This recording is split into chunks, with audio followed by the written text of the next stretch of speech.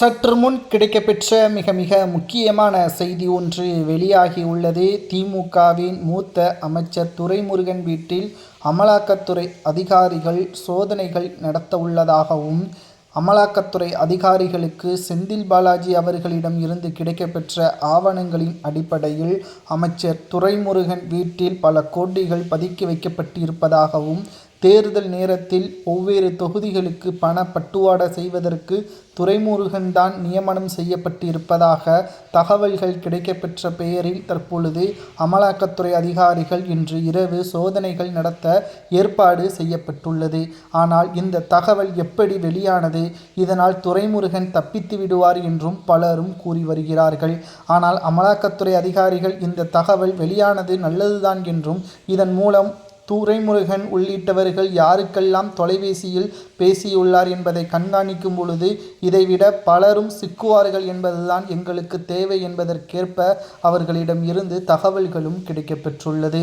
2026 சட்டசபை தேர்தலில் திராவிட முன்னேற்ற கழகம் மிகப்பெரிய அளவிலான வெற்றியை ஏற்படுத்த வேண்டும் என்றால் அதற்கு மக்களிடம் நற்பெயரை பெற வேண்டும்.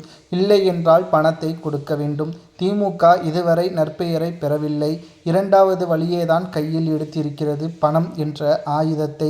ஆனால் திமுக எவ்வளவு கோடிகள் செலவு செய்வதற்கும் தயாராக இருக்கிறோம் என்பதற்கேற்பதான் திமுகவும் திமுகவின் கூட்டணி கட்சிகளும் முடிவுகளை பெற்றுள்ளது. ஒவ்வொரு தொகுதிகளுக்கும் 100 முதல் 150 கோடி செலவு செய்வதற்கு தயாராக இருப்பதாகவும் தற்பொழுது திமுகவின் தரப்பிலிருந்து தகவல்களை நம்மால் பார்க்க முடிகிறது. ஆனால் ஒவ்வொரு தொகுதிக்கும் இவ்வளவு செலவுகள் செய்து பணத்திற்கு கொடுப்பதற்கு பதிலாக அந்த பணத்தை நலத்திட்ட உதவிகள் மூலமாக செய்து இளைஞர்களுக்கு வேலைவாய்ப்பை உருவாக்கும் விதமான திட்டங்களை ஏற்படுத்தினால் நிச்சயம் அது மக்களுக்கு பயனுள்ளதாக தானே அமையும் என்ற கேள்வியையும் நம்மால் பார்க்க முடிகிறது. 2026 சட்டசபை தேர்தலை பொறுத்தளவிற்கு மிகப்பெரிய அளவிலான மாற்றங்கள் தமிழகத்தில் நடக்கும் என்பதில் எந்த ஒரு மாற்று கருத்தும் கிடையாது.